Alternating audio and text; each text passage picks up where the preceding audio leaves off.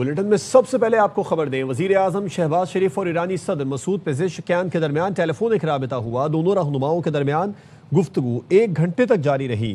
دونوں رہنماؤں نے خطے کی کشیدگی امن کی کوششوں پر تفصیلی تبادلہ خیال کیا۔ وزیر اعظم نے ایران پر اسرائیلی حملوں کی شدید مذمت کی اور مشکل حالات میں ایرانی عوام کے ساتھ مکمل یکجہتی اور حمایت کا اظہار کیا۔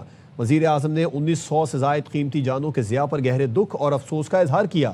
وزیر اعظم نے ایرانی صدر کو نائب وزیر اعظم اور فیلڈ مارشل کے سفارتی رابطوں سے آگاہ کیا۔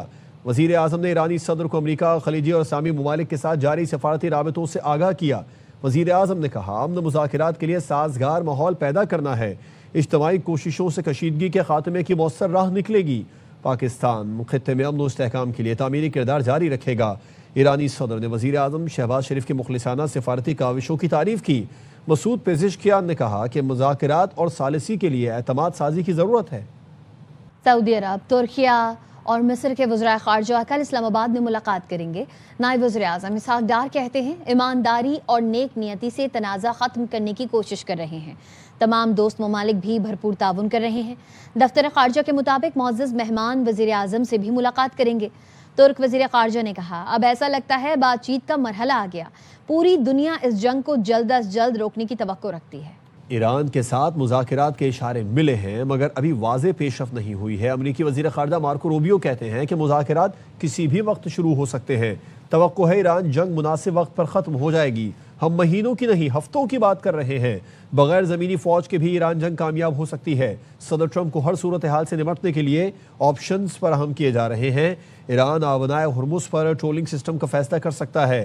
آبنائے ہرمز پر کنٹرول یا ٹول لینا غیر قانونی اور ناقابل قبول ہے۔ ٹرمپ کے حملے نہ کرنے کے اعلان کے باوجود اسرائیل نے ایرانی توانائی تنصیبات پر حملہ کر دیا۔ ایران کے 1 بجلی گھر، 2 اسٹیل کے کارخانوں اور 1 سویلین نیوکلیئر تنصیب کو نشانہ بنایا گیا۔ ایرانی وزیر خارجہ نے اسرائیلی حملے کی تصدیق کی۔ کہا، اسرائیل کا دعویٰ ہے حملے امریکی رابطے کے ساتھ ہوئے۔ یہ حملے امریکی صدر کی سفارتکاری کی ڈیڈ لائن سے متصادم ہیں۔ ایران اسرائیلی جرائم کی بھاری قیمت وصول کرے گا۔ نیتن یاہو نے امریکی عوام کی جانوں اور ٹیکس پر جوا کھیلا۔ اسرائیلی وزیر اعظم جو ابری طرح ہار گئے ہیں، نیتن یاہو اب یقینی بنا رہے ہیں اس شکست کا خمیازہ امریکی عوام بھگتیں۔ مشرق وسطی میں امریکی اڈوں پر ایران کے حملوں میں تیزی آ گئی ہے۔ پاسداران انقلاب کا کہنا ہے کہ عمان کے ساحل کے قریب امریکی جہاز کو نشانہ بنایا۔ امریکی بحری جہاز پر سلالہ بندرگاہ کے قریب میزائل داغے گئے۔ پاسداران انقلاب کا کہنا ہے، ہم آبادی کو نہیں دشمنوں کو اڈوں کو نشانہ بنا رہے ہیں۔ بنیادی ڈھانچے یا اقتصادی مراکز کو نشانہ بنایا گیا تو سخت جوابی کارروائی کریں گے۔ ایرانی صدر مسعود پزشکیان کا ایکس پر پیغام، لکھا، ہم نے کئی بار باور کرایا کہ ایران حملوں میں پہل نہیں کرتا۔ خطے کے ممالک اگر ترقی اور سلامتی چاہتے ہیں تو دشمنوں کو اپنی سرزمین سے حملے نہ کرنے دیں۔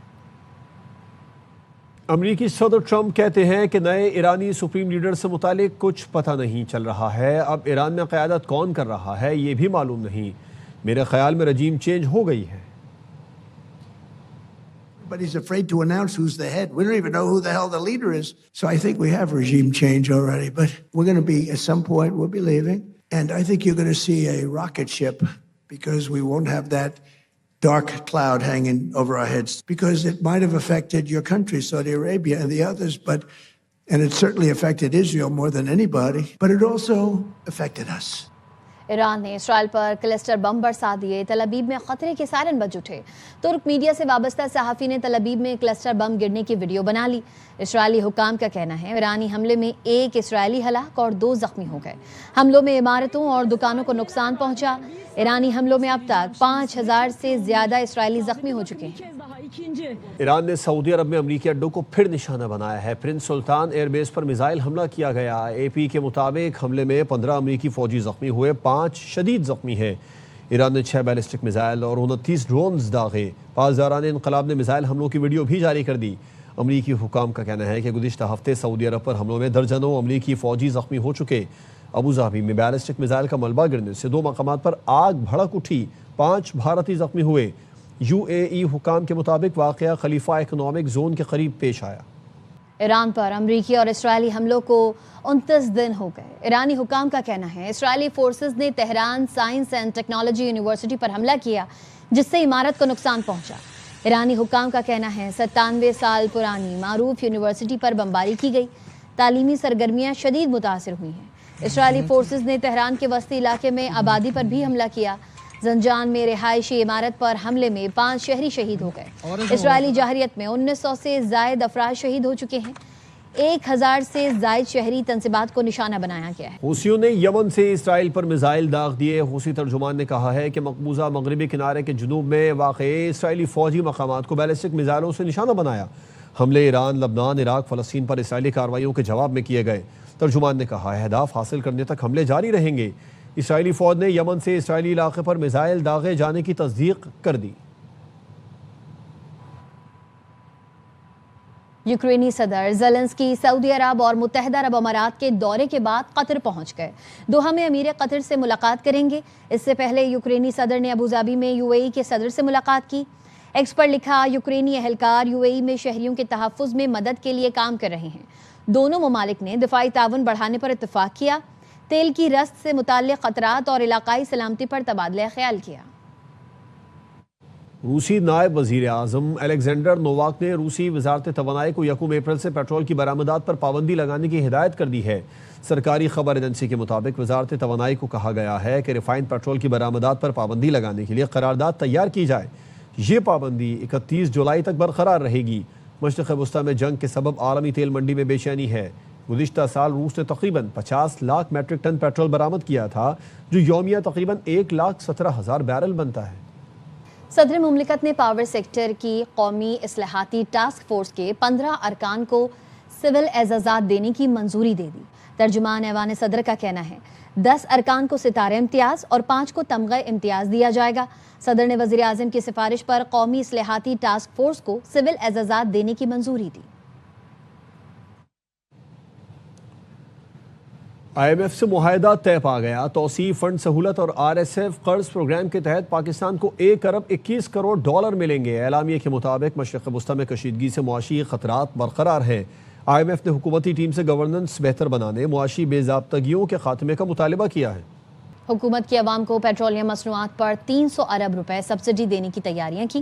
حتمی فیصلے کے لیے صدر، وزیر اعظم اور وزرائے اعلیٰ کا اہم اجلاس آئندہ ہفتے تک متوقع ہے۔ وزارت خزانہ کے ذرائع کا کہنا ہے ٹارگیٹڈ سبسڈی کے لیے وفاق نے صوبوں سے مالیاتی تعاون کی درخواست کر دی۔ وفاق نے کہا بڑھتی قیمتوں کے تناظر میں صوبے سبسڈی اسکیم کے لیے 154 ارب روپے کی رقم مختص کریں۔ حکومت کا 2 اور 3 پہیہ گاڑیوں کے لیے سستا ایندھن فراہم کرنے کے لیے ٹارگیٹڈ سبسڈی کا ارادہ ہے۔ ذرائع کا کہنا ہے پہلا آپشن یہ ہے کہ عالمی منڈی میں تیل کی قیمتوں کا بوجھ براہ راست صارفین پر منتقل کیا جائے۔ دوسرا آپشن یہ ہے کہ موٹر سائیکلوں کے لیے 20 لیٹر اور رکشوں کے لیے 30 لیٹر تک سبسڈی دی جائے۔ مجوزہ ٹارگیٹڈ سبسڈی اسکیم کے لیے 6 ہفتوں کے لیے تقریباً 300 ارب روپے درکار ہوں گے۔ RLNG کی امپورٹ بند ہونے سے پنجاب میں گیس بحران سر اٹھانے لگا ہے۔ گھریلو صارفین کو گیس کی شدید قلت کا سامنا ہے۔ سوئی ناردرن گیس کے ذرائع کا یہ کہنا ہے کہ یومیہ shortfall 700 million cubic feet ہے۔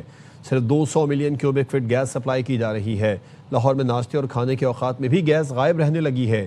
کئی علاقوں میں لوڈ مینجمنٹ شیڈول کے باوجود گیس دستیاب نہیں۔ شہری بازار سے مہنگا کھانا خریدنے پر مجبور ہیں۔ سوئی ناردرن حکام کا کہنا ہے کہ RLNG کی امپورٹ بند ہونے کی وجہ سے موجودہ ذخائر کو احتیاط سے استعمال کیا جا رہا ہے۔ صرف مخصوص اوقات میں گیس فراہم کی جا رہی ہے۔ بحران کے باوجود صنعتوں کو گیس کی فراہمی جاری رکھی گئی ہے۔ وزیر اعظم نے کل حاتم طائی کی قبر پر ایک اور لات ماری۔ حکومت سب سے پہلے پیٹرولیم لیوی ختم کرے۔ حافظ نعیم الرحمان کا مطالبہ۔ کہا کراچی کو تباہ کر کے آپ پاکستان کی معیشت کیسے بہتر کر سکتے ہیں؟ سندھ میں جاری لوٹ مار کا منظم دھندا بند کرایا جائے۔ وزیر اعظم نے کل حاتم طائی کی قبر پر ایک اور لات ماری۔ حکومت سب سے پہلے پیٹرولیم لیوی ختم کرے۔ حافظ نعیم الرحمان کا مطالبہ۔ کہا کراچی کو تباہ کر کے آپ پاکستان کی معیشت کیسے بہتر کر سکتے ہیں؟ سندھ میں جاری لوٹ مار کا منظم دھندا بند کرایا جائے۔ EP کے ترقیاتی کاموں کے اعلان نے جماعت اسلامی کو مایوس کر دیا ہے۔ ترجمان سندھ حکومت سعدیہ جاوید نے حافظ نعیم کی پریس کانفرنس پر رد عمل دیتے ہوئے کہا حافظ نعیم کی سیاست میں منافقت اور بغض عیاں ہے۔ سستی بیان بازی ٹاؤن چیئرمینز کی تاریخی کرپشن کو چھپانے کی کوشش ہے۔ کراچی کا درد ہے تو اپنے ٹاؤن چیئرمینز کی کرپشن کا حساب لیں۔ انہیں شاہراہ بھٹو نظر آئے گی، نہ ہی ہب کنال نظر آئے گی۔ یہ دوسروں کا کام نہیں دیکھتے۔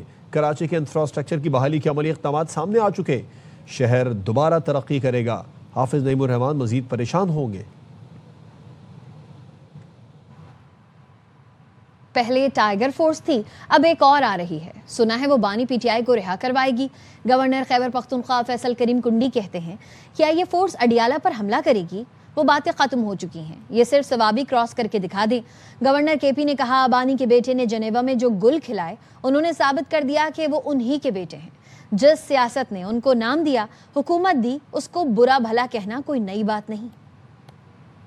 پہلے ٹائیگر فورس سے ایک اور فورس آ رہی ہے جو اس نے ان کے بانی چیئرمین کو رہا کری، ان کے باقی تو لیڈران میرے خیال میں ناکام ہو چکے ہیں، لیکن اس کے اغراض و مقاصد تو بیان کرتے ہیں کہ وہ جا کے اڈیالہ پہ حملہ کریں گے یا کیا کرتوت کریں گے، کیا چیزیں کریں گے۔ اور اس کی اپنی پارٹی کے اندر بھی بڑے اختلافات ہیں کہ وہ کہہ رہے ہیں، کوئی کہہ رہا ہے کہ فورس ہونی چاہیے، کوئی کہتا ہے کہ فورس نہیں ہونی چاہیے۔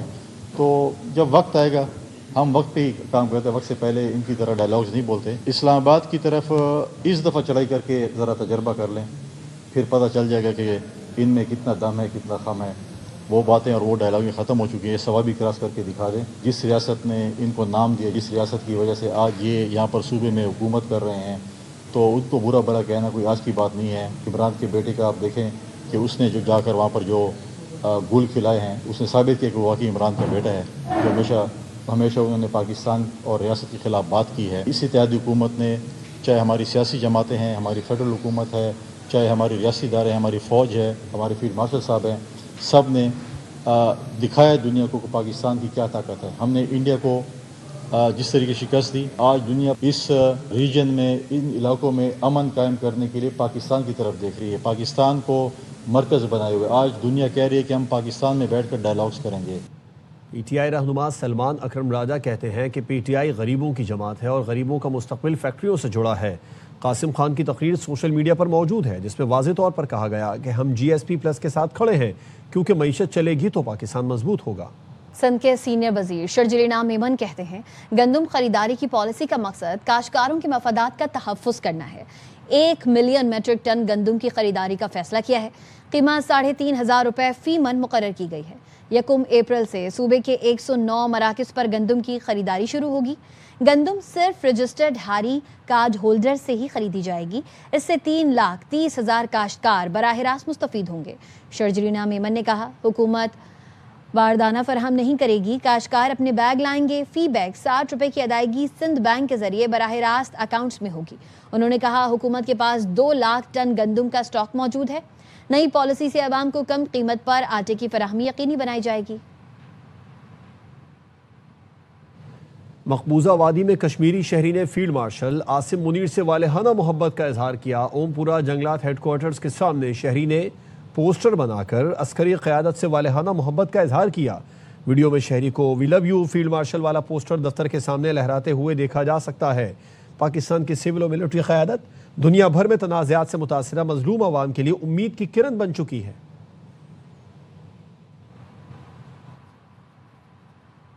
بھارت میں مسلمانوں کی منظم نسل کشی جاری ہے۔